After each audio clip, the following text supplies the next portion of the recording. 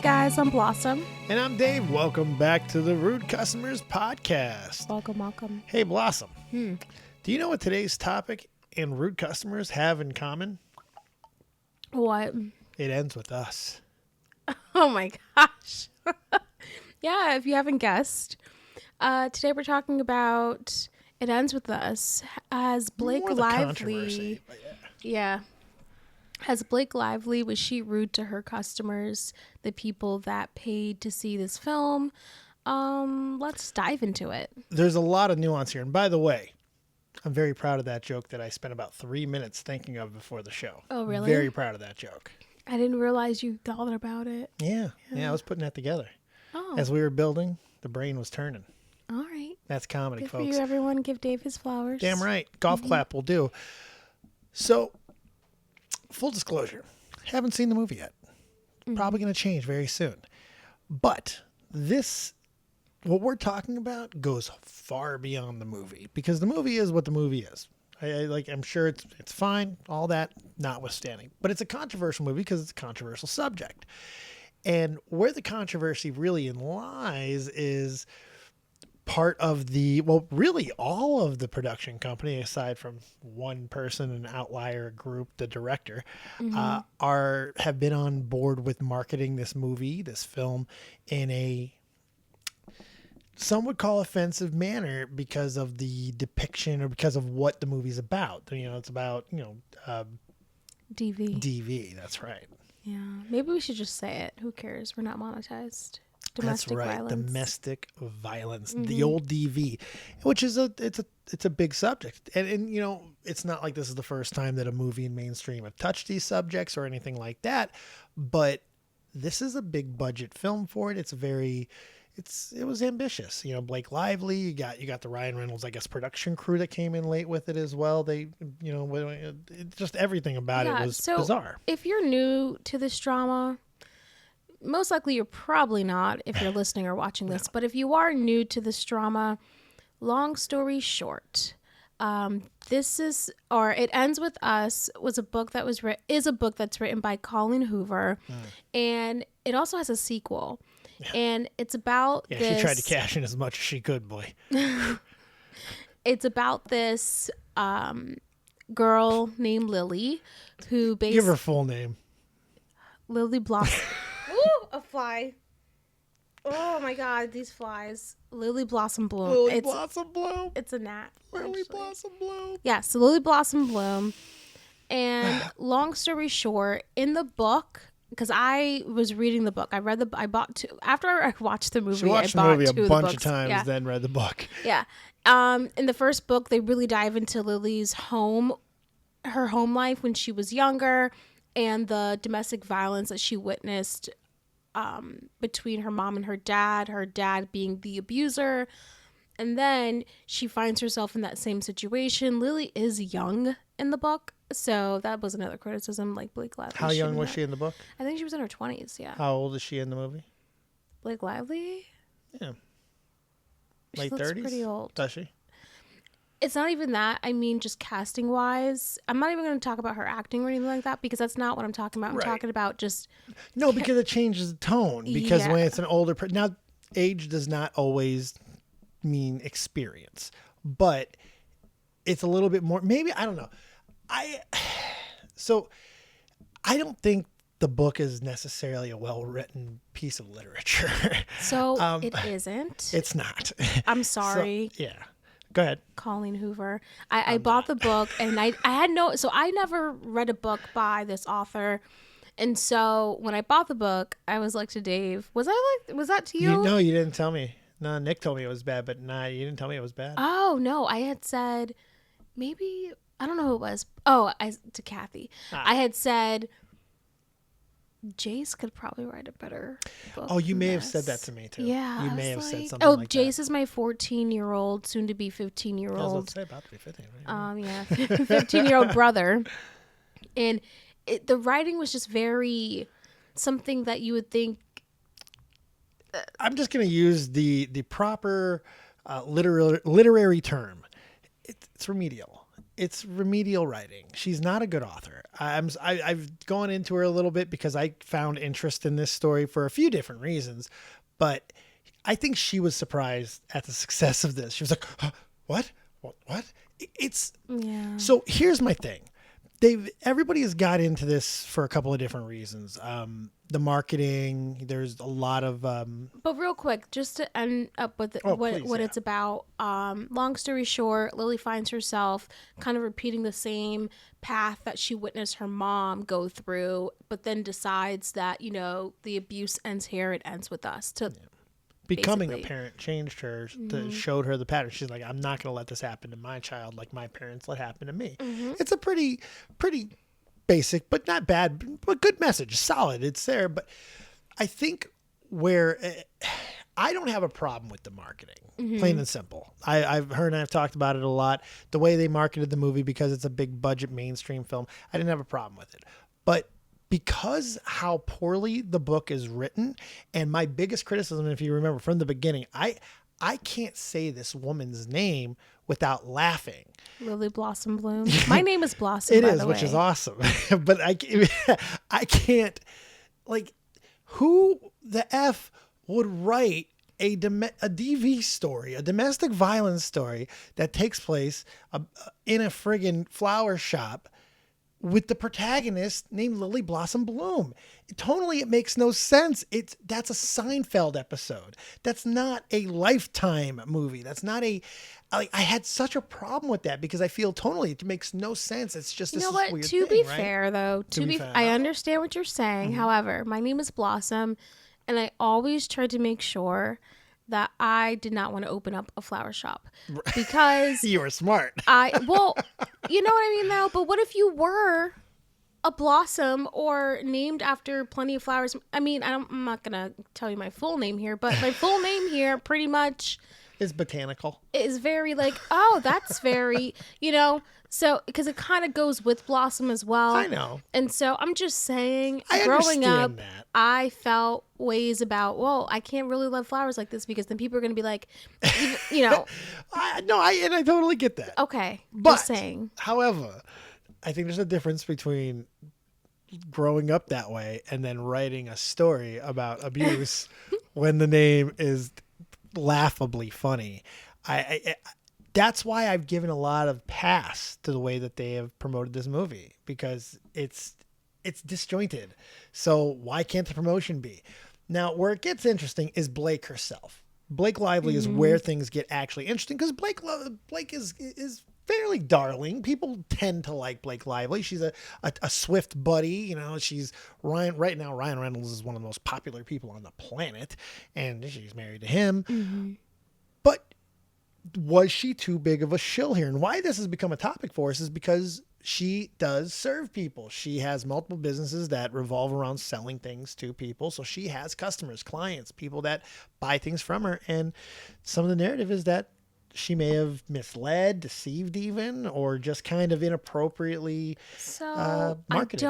In my opinion, a lot of the criticisms were, before we get into the drama behind the scenes, a lot of the criticisms were with Blake was that she didn't take domestic violence serious enough, because when you listen to the interviews, if you have, you'll notice that she'll respond to it for 2 seconds saying, yeah, what happened to Lily is awful and it shouldn't happen to any other woman. But she's more than that. She's this and that and yada yada. And then, you know, kind of it makes you want to associate it with the brands that she's coming out. Like, look, like, women can be more than this. They can have their own businesses. Like, you could tell, you felt like a part of Blake was really advertising for herself than for the character that she was being played. And you can see that in multiple interviews. So that's the thing. And if you find that one interview where she's, you know, really advocating for women, that's great, but that wasn't the full. She's gone on a huge press tour, and if you can only find one interview or even two that suggest something different, that still isn't enough. So I've seen some of the interviews, and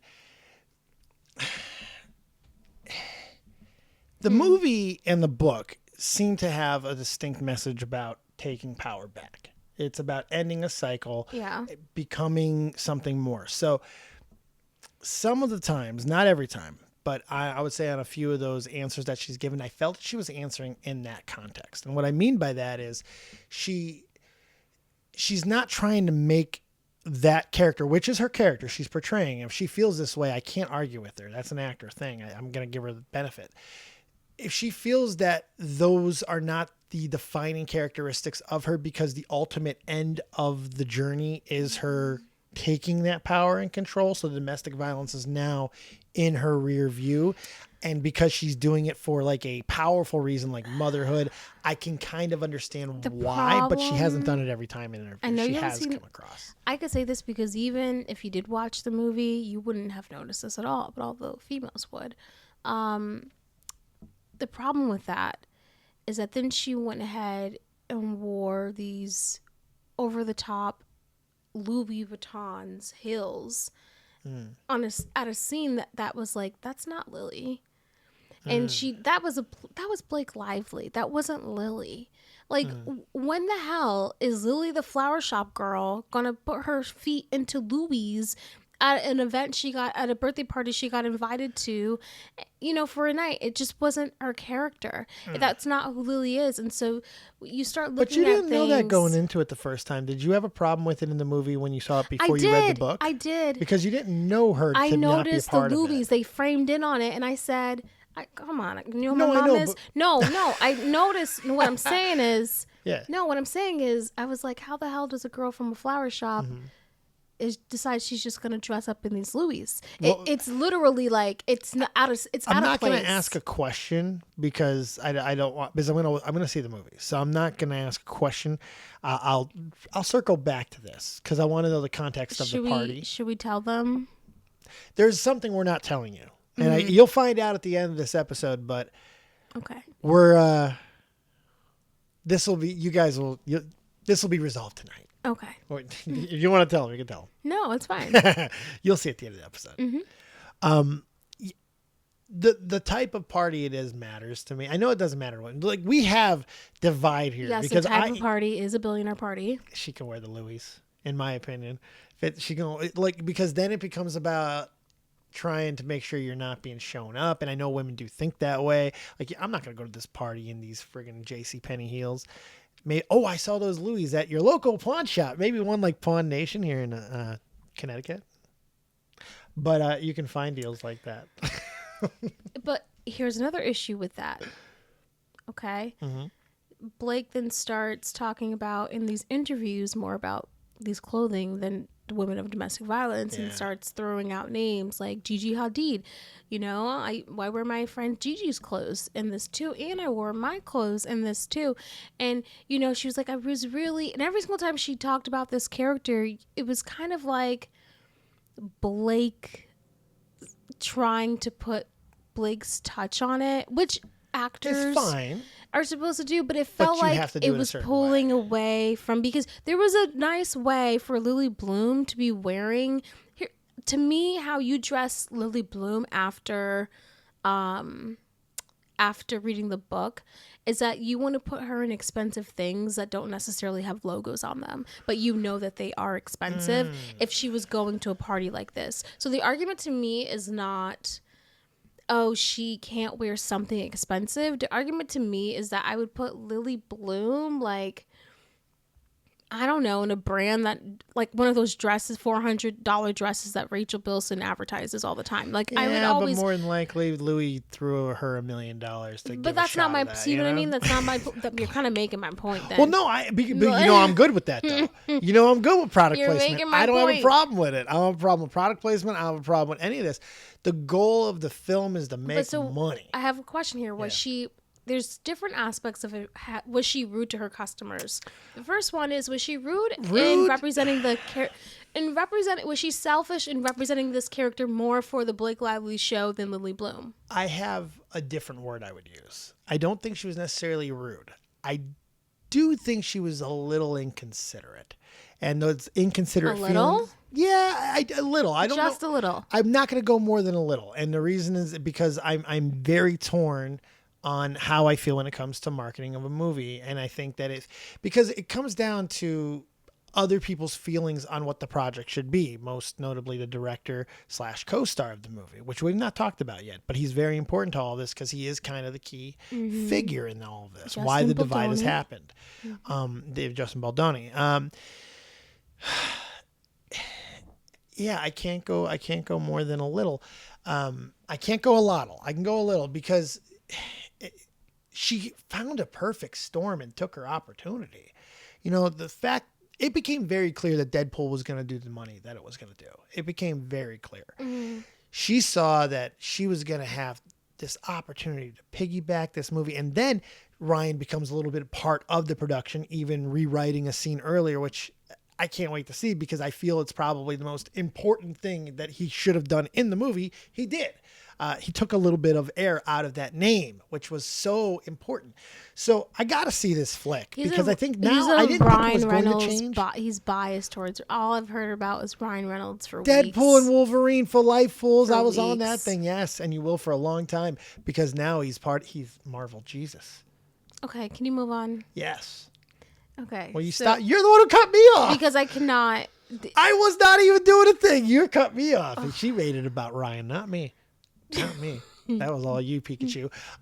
So I'm not going to fault her for that because this was a perfect storm of marketing. It was Just realized What? your bonnet was funny. What up, bonnet? I know. It's just a perfect storm of marketing, and I'm not going to fault her for taking that shot, especially because this movie is basically going to set the all-time record for chick flick money. She's going to do it. It's crazy. It's only like $450. I care because there's a sequel, and it's going to come out, and there's no way they can make this without Justin Baldoni. There's no way. Well, they can. It's going to get a lot of backlash. I won't see it. They should make every... It's like having Twilight and you don't have Edward. Yeah, I know. So there's no point in having Twilight. You can't make this movie foot down. They have to... You cannot. No, you're right. You're right. They have to make and if they do decide to do it without him, they have to make every honest effort to rectify with him and get him aboard. Will they do that? I don't know. I think because of how much money the movie's made, we'll see how bleeding heart he is about everything because they will back a dump truck of money up to his house. Now, they're going to do it. Here's the thing too. Let's talk about Justin Baldoni because was he rude to his customers, the people like when sorry, I hear an ambulance. If you guys can hear it, I apologize, but I'm just nowadays. You got the audio scrubber. I'm gonna keep it going. Oh, that's right. I have voice cancellation. Yeah, but sometimes we just be posting. Okay. Sometimes, We but just be anyways. posting. Oh, look at Ollie. Oh, He's a good guy. He looks so peaceful. He's a good guy. He was not peaceful yesterday. No, but he was chaotic. Sorry. Well done. I burped away from the camera, not like you yesterday. She erased it and still called me out now twice on 2 episodes on something you would never know about by her hand. Wow. That's all I'm going to say. You're more than welcome to edit anytime you like. Nope. Anytime that you was like. not what you should have took away from that. That was But I did. not wrong takeaway. But anyways. Justin Baldoni. Justin Baldoni, was he rude? Was he Justin Balfoni? Oh my gosh. Stop with the names, Justin Baldoni. All right, so if you didn't know, he actually bought the rights to the movie. Physically and bought 'em. This was really his dream to really talk about the movie itself. And he's the one who stated that Colleen Hoover is a huge fan of Blake Lively, and that's when he got her on board. So he made that very clear that Colleen Hoover was what? What is so? No, keep going because I think it matters into the story here. It matters. It does incredibly. it actually does now that you does. hear about it. But it absolutely does. and It then factors. People She's started hot. noticing. Wait. Oh, I hear music outside. People started noticing. Why isn't the cast taking photos with Justin? How come Blake and Justin are not in photos together? And then people started noticing that the whole cast unfollowed him on Instagram, and that's a huge thing because when you do that, everybody. No, it was only. Oh, it was just the cast. I thought it was production. No, that's what I was going to say. It wasn't the whole crew. It was just the cast. Okay. Yeah. None of the crew? That's what the argument, that's what people are using as an argument on TikTok. I've been watching so many TikTok videos where people are, so guys, if I get it wrong, I'm watching like 1,000,001 TikTok videos, but that's what they all say. That's what all the people they're saying out there is that, no. But that makes sense though, because it's his production company. So that makes sense. That makes sense. It is his production company. It's his production company. So that makes it, and that's a non-proving of anything. I'm sorry. It's his production company. Of course they have his back. Have to. It's his people. It's his passion. They're all passionate about it. But I could say the same thing about Sony. Mind you, we are on one of the best Sony cameras right now, so we love you, Sony. We do love you, Sony. I mean, a gnat. Hey, it loves you. I don't know why. Beer. Hair? You have an open beer. Oh. But yeah, Sony obviously is going to side with the money-making machine, and that's going to be Blake Lively. Let's keep it real. Like, they want to make sure they have the return, but not all the which cast they do. necessarily would. Not all the cast necessarily would. I do. If they want, they have. To me, if I did not see an incentive, there's a second book.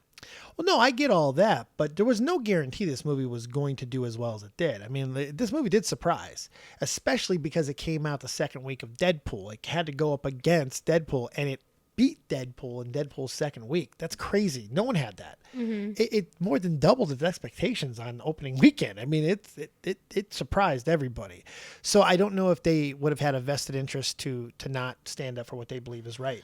I would like to believe that actors, because actors do this, that if they if they do believe in the right thing when it comes to TV, especially, that's one that they'll stand on a hill for, because no one was expecting it to make the type of money it was going to make. So you can take that type of a chance. So the fact that none of them did might mean a little bit more than the production company, but it's arbitrary. I will say this. I'm not going to ignore it, because I'm going to stop my new thing now, even though we're in August, soon to be September of 2024. My new thing is that if I see something, even if I do like the actor or whatever, I am going to acknowledge that this does exist. This is an issue. This is a problem. And there is a problem when, regardless if the crew still follows him, it's very important for us to know, why did the whole entire cast unfollow him. Now, here's my thing. There's a couple different rumors. But here's my thing too. If it was as simple as, now what they're saying is that Blake, Justin Baldoni had asked a fitness trainer on set, hey, how much does Blake weigh? Because there's a scene where I have to lift her up, and I did injure my back, so I just need to know how much she weighs. And of course, that trainer went back to Blake, and so I would hope that would not be the crux of everything. The only thing that I've been able to see, the one thing that I can find that people agreed on, is there was a moment on set. They were heated with each other privately, separated from most of everybody else, but they were definitely in some sort of conversation that was not the normal. That's the only thing that I can see. Now, from that moment on, they seem to have had a divide. I've pretty much been in the camp of, I think it's because he wants to market one way, because he has said as much, and he's thrown marketing under the bus, which I don't know if he should do that either. It's hard. It's difficult. Because there's also another rumor that he lingered too long on a kiss. Yeah, but that could have. I'm not going to give that. And here's where I'm as fair as I can be. I'm going to dismiss that one for now, because it was released after, and it could have just been a weaponized thing that somebody leaked just to kind of try and offset some of this. That I'm not dismissing anything. I'm not dismissing it. And look, until she says it, I'm going to let it. She can't. I don't think they legally can. If somebody asked her about it, I bet she can say something. He said stuff. I don't know. He never said anything. No, either. but he says he's been very vague, and he's taken shots. He's definitely not really. He's only given her praise. You don't think so? You don't think when he was talking about the marketing and all that, he wasn't being snide? He never really talked about the marketing. All he said was he was pretty much saying he didn't agree with the way that it was inappropriate. He used the word inappropriate. I never heard him say that. Yeah, that wasn't the first one that we saw. He thought that it was inappropriate. That was the first thing that I even locked into. He said that he wasn't sure that the marketing way that she was marketing was appropriate for the tone of the movie. Oh, I didn't even. Yeah, you showed that to me. No, I didn't see it. Yeah. No. For me, I saw the video of him saying that she's ready to direct. I didn't find that shady though. No. Not really. But in hindsight, maybe now it could be. It could be like go direct yourself. I mean, do you think there's something to be said? Because now this brings me back to Wednesday from Oh yes, from Scream. No. Yeah, Wednesday from Wednesday. Well, yeah, from Scream, but that's the movie she took a stand on. No. Well, yes. Her co-star was fired, and she said, "Yo, me too." Well, that girl Jenna Ortega has been taking a lot of stands lately, because that's actually not the stand I was referring to. No, I know. The other stand I was referring to was on the set of Wednesday. She talked about the character, talked about how this character really shouldn't have been in a relationship with anyone because that's not who she is. And then the writer or director, whoever came out and was like, basically, you're just a spoiled brat. I'm paraphrasing here.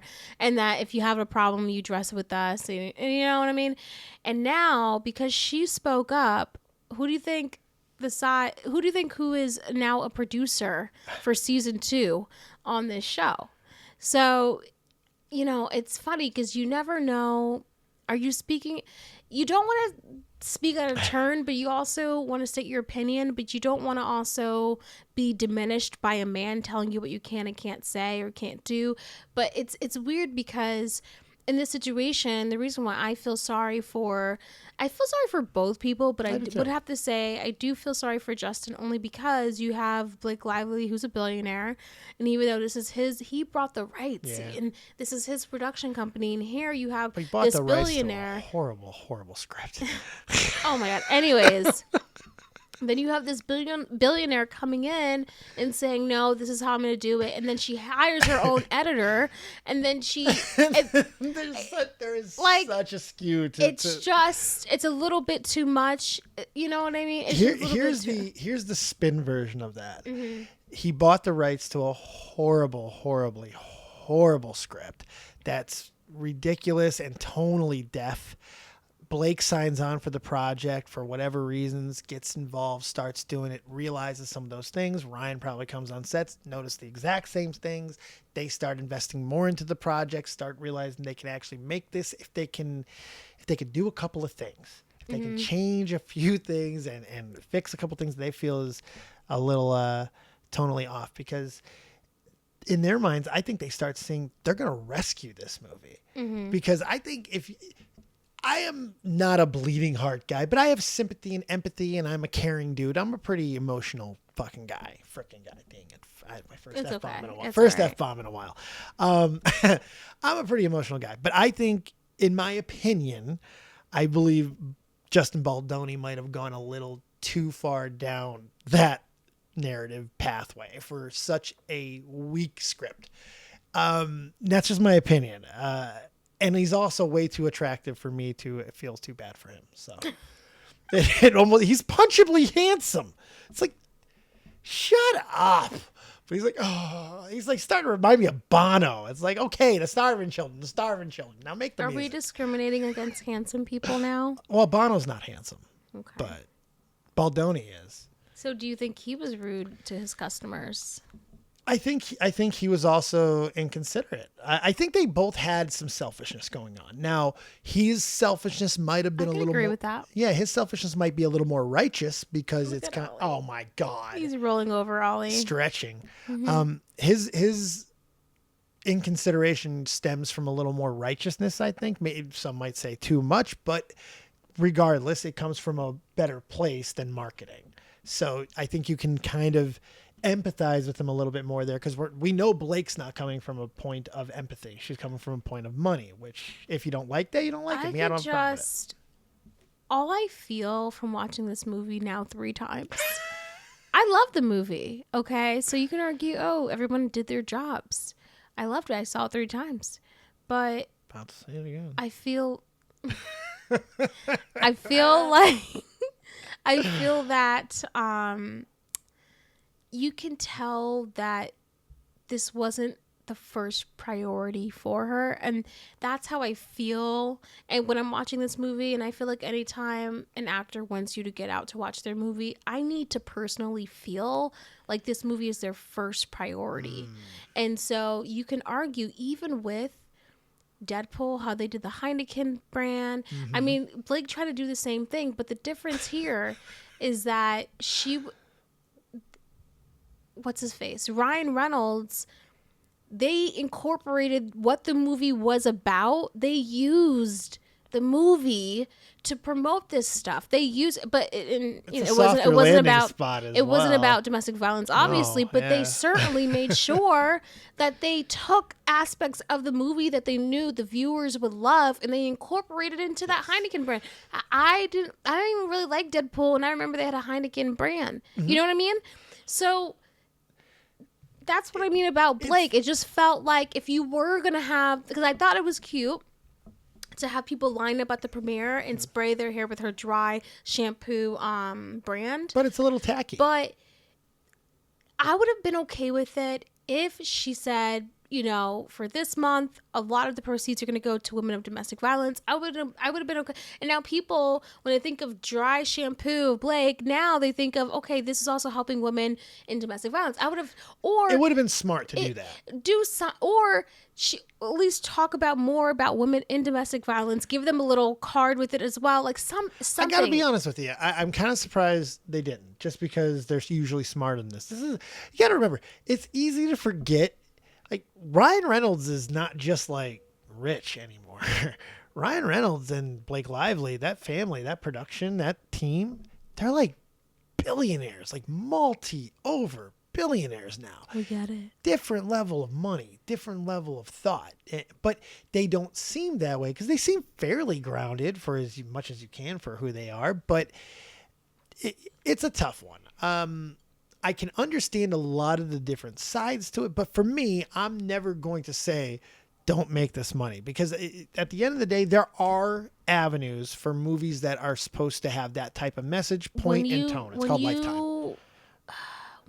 But when you basically diminish the message of the whole entire movie when making that money. But did it though? That's the question I think you have. Did it diminish because here's the thing, and I want you to answer this honestly. Because people like Justin Baldoni, that's why. But I have to ask you an honest question. Mm-hmm. Was the movie effective? Did the point come across? Did you see and empathize with her story of breaking free of the patterns? It seems like yes. It seems like most people agree that was achieved. So you can't say that they took anything away from it. It didn't diminish anything. The movie still was able to do all of that and make money. Now, where they diminished themselves possibly is where they did not show humanity, where they had an opportunity. When you're watching them, I will agree. When you're watching the movie, here's what I'm going to say. When you're watching the movie, when you're in the movie, when I'm in any movie that I love, nothing will tell me differently if I love it, right? But there's another part of the movie too, after. You want to think after the movie. When I think back on Twilight, I want to watch it again. I think you did not just put Twilight and a DV movie in the same category. Can you take me seriously for 2 seconds? Oh yeah. What I'm saying is that I think there's two aspects to watching a movie that's important to look, or when thinking of a movie that's important. I think you watching the movie, but I think also your thoughts about the movie aftermath.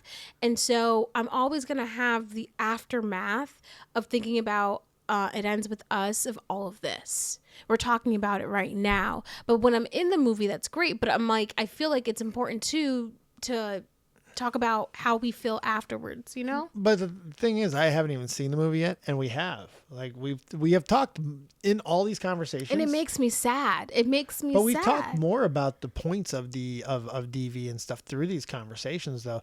So I don't know. I think ultimately the movie's effective. Mm-hmm. And it seems like even in the marketing and the feuding, it has itself sparked the conversation. People didn't even know this was a domestic violence movie. I didn't.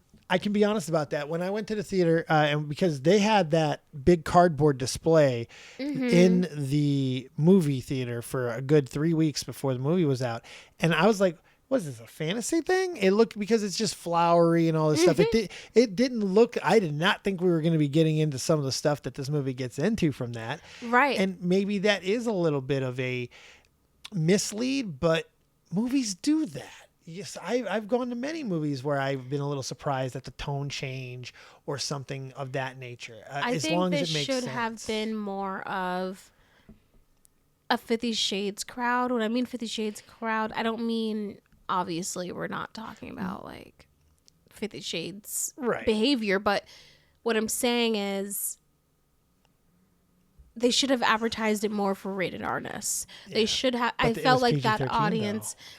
Which is why that's part of it. Which is why, yeah, it's a big part of it. I think you got to see the movie. I know, but it is a PG-13 movie, which could have something to do with the marketing. But also, it's hard. There's really not a comparable. 50 Shades is not a good comparable for it. I don't feel, because it's a kink. What I'm saying, know what I mean? No, the reason why this is assault. No. So that's not what I'm comparing. I'm comparing to how they should have marketed it. But not how they should have marketed it. I'm comparing in the book. There is pages where I would say the one where Lily gets abused so badly. There's a scene in this book where she's like, can't even, all the blood is just in her eyes. She can't see anything. And you do not get that from the movie. No. Now, not PG-13, no. But if you were going to show something so graphic like 50 Shades did, that's where I was trying to compare. Yeah.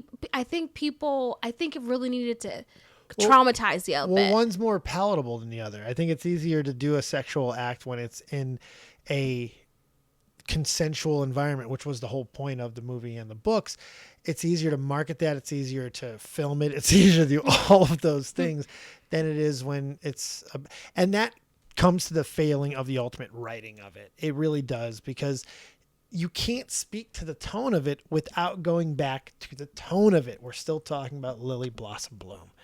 And because of that, it makes it so hard. I got my tongue in my cheek because of just like, what are we talking about? I keep going like, but it's an interesting conversation. All the guys don't like Justin Baldoni because he's cute. He's way too handsome to be as friggin' bleeding hard as he is. Like, dude, like, come on, go drink a beer. Like, go to a bar. Come on, bro.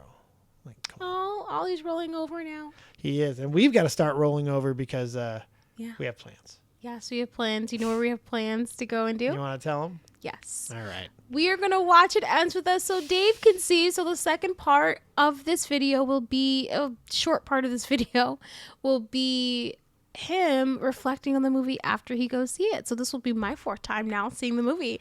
And it's showing at 6:45 at AMC. And you can see I am just all kinds of thrilled. Yeah, I'm excited. See, I got him to see the movie by having this be a topic on the podcast. After weeks and weeks of nagging. Mm-hmm.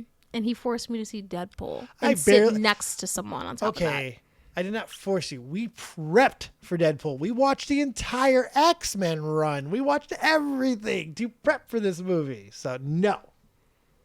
Anyways, you're forced welcome. me And to watch all of that. And you're welcome. And Blade. And you're welcome. And you're welcome, except for the third one. That I'm sorry for.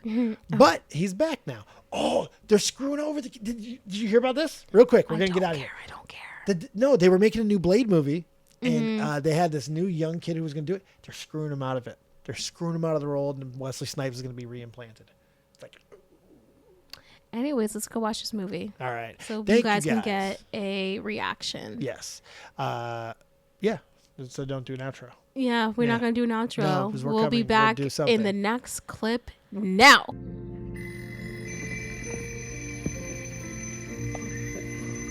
Okay, so real quick before we get back to the set, what did you think? It's a powerful movie. It really is. I cried. I don't have a lot of complaints now that I've seen the movie. The way that they wrote it, directed it. Look, the script is a mess. The script is a mess. She's a hack writer, but they did a really good job as far as telling a really good message in a story. I really like what they did there, but they kind of the What? marketing kind of falls in line. This is What? It's a mixed message movie. What? Yeah, No, it does No, not. she was right too. Because It does not this, fall in no, line. I'll tell you why.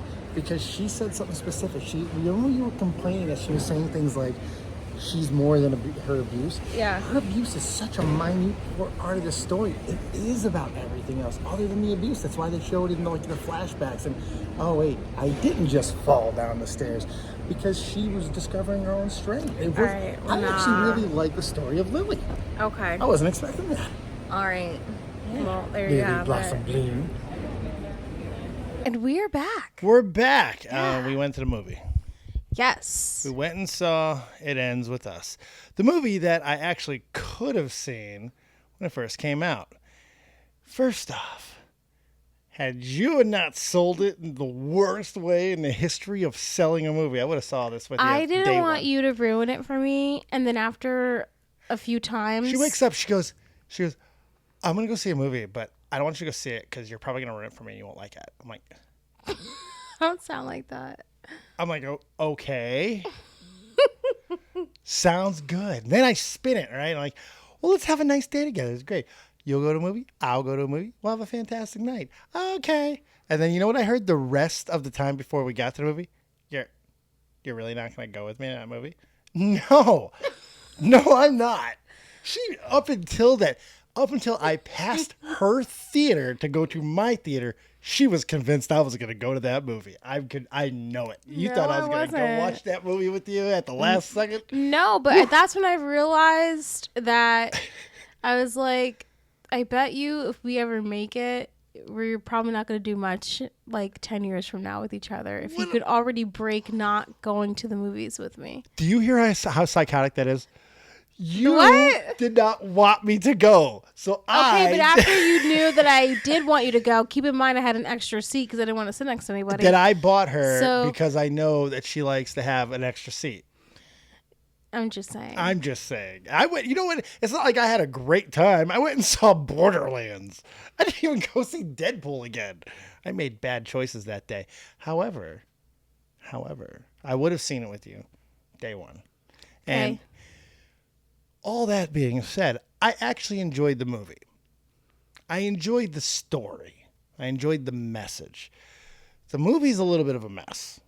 It's a good movie. It's a very enjoyable It's movie. emotional. I'm like crying at certain. I'm like, I don't want to cry. Let me stop crying. I don't want to cry. It's And I'm just like- so weirdly paced for a 2-hour movie. It's very weirdly paced, but it's funny.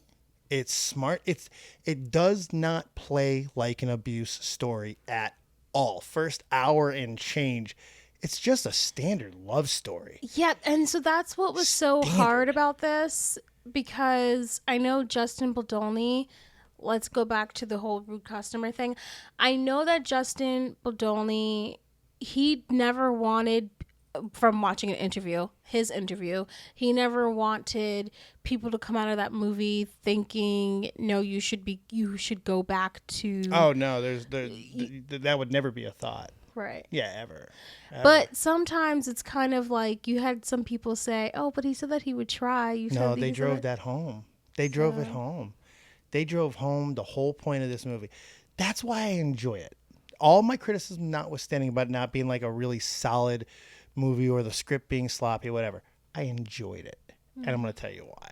I thought that the way that they shot certain things, like the lineage of the movie, like is absolutely brilliant. Because, like I said, it doesn't play like an abuse story. It plays like a finding story, because it's really about a childhood couple, a young romance, rediscovering each other, refinding each other. But it just so happens to be at the absolute worst time possible with the worst person possible. And it's a really good reminder that everybody's got baggage. And time. And what I really enjoyed is the timing aspect of the movie. the villain of this movie, if there is a true one, is timing, fate. That was the thing that screws everything in this movie. Now, granted, humans still have the choices and make those bad decisions to put hands on people and things like that. But you know what I mean? The timing. You know what it is? Now, to go to his restaurant, you know what I mean? To happen. Yeah, that's what so I'm crazy. just realizing is that this would be a perspective of someone who didn't read the book. Oh, yeah. This would be, absolutely. yeah, well, this would be, because now I can see why you thought, okay, for the first time I can now see where you're coming from. Mm-hmm. But now all I can think of is all the vividness and abusiveness. You know what I mean? You've got to separate the book and the movie. Because I can already tell. I can tell that it is not the same. No, it's not. Not the same. All that I've read a little bit of it, believe it or not. All that stuff and that's what I didn't. That's what I didn't like. Now I can tell you, like, I wanted them to show more, and because they made it PG-13, which I don't think they should have made, but they made it for marketing and money. But I just think they should have really showed it. I have a feeling that I don't know if the movie would have been as effective had they shown too much. The book is effective because you can't see things, so you have to visualize, and when you read the things, it's very. But the way that this movie is shot, you get it. Like the way that they mask the violence because it's PG-13, it doesn't mask it. It's still there. The red flags are there from the beginning. There are massive red flags for both people, by the way, right from the jump. The issues she has, not being able to list 5 things about her father, all things like that. Little things that they did to set the table for emotionally damaged people were there from the jump. The first thing we see from this guy is an explosive outburst. So, I mean, It was always there, and I like that they did that because it made everything make sense. Then they add in the timing nuance and the little things that they do. The one thing I want to throw a big shout. Blake Lively did a great job, by the way. No, I do. She did a great job, by the way. I think people were like, "Oh, her acting or whatever." I thought she did an amazing job. I was crying. I didn't see the Blake. whole time. I didn't see Blake the whole time. I'm sorry. I disagree with you on that. I never saw Blake. I thought she got lost in this character. So the style, I felt like the style was definitely not Lily I loved her style so much, and it felt like that this Lily person came to life for me because of that stylization. I really enjoyed her. What I want to say, I want to give an acting shout out to her best friend in the movie, the sister of the guy that she meets on the roof. That pissed me off. That's lazy writing. There are so many better ways they could have had them meet. So get this though, after watching it the third time, I realized it took me 3 times to realize this, that when she's driving up to that roof, she's already visiting the florist shop that's hers. Yeah. I didn't realize that. That's why she was in the area. That's why she picked that building. Right. Yeah. I didn't realize that. It took me a moment because I was like, fate. I was like, how annoying, because I was thinking, how lazy is this that they just all of a sudden meet? And I was like, oh, they're only meeting because she picked a spot. But I wish they would have made that a little bit more obvious, because it took me a minute. That's fair. I want to give some love to that woman, that sister. That is Mona Lisa Saperstein from Parks and Rec. For those who do not know, you know now, don't be suspicious, don't be suspicious. That girl, that's who that woman was. She was the best part of this movie, like from a filmmaking standpoint. She was locked down solid. It was funny when she saw Lily the next morning sleeping at Ryle's place, and she walks in, she's like it begins.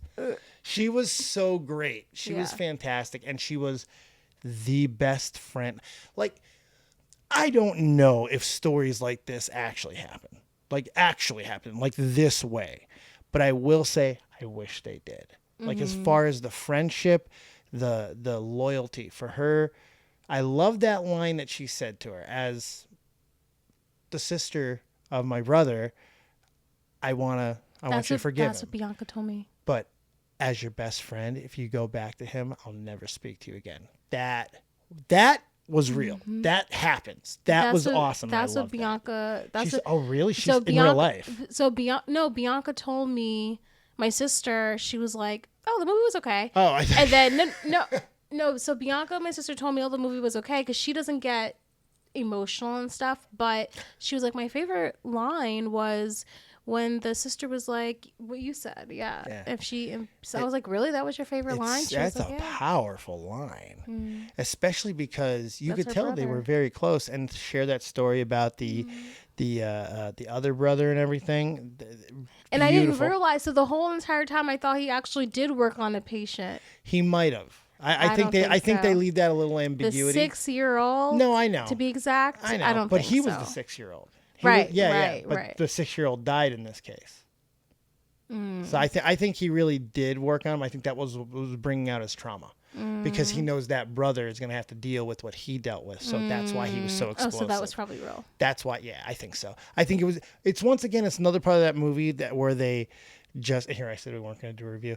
Another part of the movie where they just kind of, it almost to the point where it looks lazy, because it's very right there. It's like, wow. And they do that a few times. And I don't have a problem with it. I call it heavy-handedness usually, but I won't call it that this time, because it works. And this is the point that I wanted to make too. I don't have a problem with any of the marketing. I'm sticking right by my point from before, So, because this movie is Blake so... Lively was not rude to her customers. I think that she still could have done better. I think everybody involved could have done better. I think get the egos out of it. What about Justin? Justin is obviously in love with that book, but I think he has to realize when he watched that movie, that was not the same thing. Whatever happened between them, I don't think it should have gotten to the point where people unfollowed and they let it go Yeah, public. I'm very It's pissed. a little I unfortunate. will say the only thing They made a beautiful movie. I'm pissed about, and I always go back and forth with this every day, but I would have to say at this point, I do think that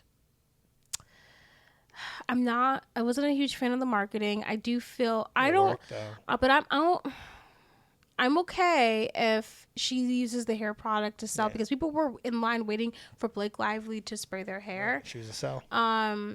But two, I just feel like if she was going to do that, I really wish she would have talked more about domestic violence. Okay. That's how I feel about I it. And agree as with far that. as I can Justin agree with that. Baldoni, I don't think he's a rude customer. Now, I can't tell you, obviously, or you can't tell me what happened behind those scenes, behind the screens. I'll never know. But I just think I'm upset in general that all of us know about this, which kind of makes, to sum it up as a result, them being rude to their customers, if that makes sense. Like, I'm upset. There is no reason to why we should know what happened behind that, what happened on that set, because it just ruins, like, you know what I mean? But an interesting thing happened. A very interesting They made thing. money. Not just that. I know that that's my line right now, but not just that. They sparked interest with the movie because of this controversy. And here's the thing. This is it's a strong story and a really powerful message, but I don't think it's a movie that in late August, in its third or fourth week, should be selling out the theater. Oh, that was another thing, It was guys. unbelievable. Yeah, it was I still couldn't selling believe out, yeah. that. So I think the controversy is driving the movie a little bit, and I'm starting to wonder if some of it was planned. Well, that's what someone said on TikTok. I'm a wrestling fan. And now, because I don't think so, because Justin Baldoni, Well, he he's cares so way soft. too much He's so about this soft. movie for that to happen. Justin, if you watch this, What? I'm going to speak to him. What? You're beautiful. two viewers. You're beautiful, Justin. You're like a beautiful man. But you need to sack up a little bit, Chief, okay? Listen to me. Just a tiny bit. You made a beautiful No, movie. he has a book called, he has a podcast called Man Man enough. Shut up. We all cry. We all don't friggin' pontificate about it. Now listen, Justin. You're already winning in life. You need to calm down. Take about 15% off. Love that book all you want. But listen, you like bad literature. You like bad literature, Pip. You made a better movie than it was a book. I'm sorry. You did a great job. And I think you guys all need to get over your egos and continue this franchise, because I think you have something here. Because I And- want to see more of the relationship with Atlas now. I can't believe I'm actually digging this. This is Yeah. like Jesus. But I am. I thought they did a really good job with the characters, and I kind of understand why you said you love these characters so much, because I could see why. I could see why. And then my last question to close this is, do you think Colleen Hoover was bad to her customers? Like, because also, did you know they were going to come out with a coloring book and then went against it after the backlash that she received I think and that privated her account? I couldn't believe she did that. That was awesome. I want that coloring book. Color the bruises. Yes or no? Is Colleen? Yes, she Yeah? is. Yeah, and I, because she's a fraud. She took the money, she sold the rights, and then she sided with excuse me, Blake. Because we were listening to Tears of Ricochet. Because she happens to be a Taylor Swift fan too. Mm-hmm. And I don't know. Listen, I'm not trying to be mean. Don't come for me. But she's a bad author. And she failed upwards here, guys. She hit lightning somehow. She got the right people invested into a really bad script, and they made gold out of it. They fixed the things that they needed to fix, and this movie this is going to be the highest grossing chick flick of all time. I don't know. It's good. Well, it's 460 million is the highest grossing romance, weird, whatever we want to call this. That's about half a billion. It's going to hit that. It's going to do it. It's like more than halfway there already. And it's in its third or fourth week. It's still selling out theaters. Couldn't believe we had to sit in the first two rows. We've never done that Because before. I didn't hate it. Did you hate it? No. I didn't. I'm not going to choose to sit there, though, if I don't have to. If the rest of the theater is booked like that, I will every time now. Yeah. Because that was actually really, we just laid back. We could have won one row more too and still been completely by ourselves. It was perfect. So I enjoyed that. But very shocking that it was that full. Like, it's mid-August. It's still a poppin' movie, so. There's banging movies out right now. That's the thing too. It's up against strong competition. Romulus is out. Blink Twice is out. Trap. There's a bunch of stuff out right now, and I think Borderlands might have left theaters. I think it's out of theaters. All right, we got to wrap this up because All I right. got to go to work. She's got to go to work, and I don't know what I'm going to do. So you guys have yourself a fantastic night. Thank you guys for watching once again. Make sure you find us everywhere audio files are found. I just hate when you say audiophiles. Like, get over the word and I will use something not. else. No. What was I going to say? Oh, feel free to, if you haven't, be the second person to leave us a review on Apple Podcasts, because we would really appreciate that. And because one is the loneliest And- number. Let our good review have a buddy, you know? That's right. Battle buddies for everyone. Yeah. And if you have any videos that you'd like us to react to regarding rude customers or topics that you want us to talk about, feel free to email us at rudecustomerspodcast@gmail.com. And yeah, I'm Blossom. And I'm Dave. We'll see you next time right here on the Rude Customers Podcast.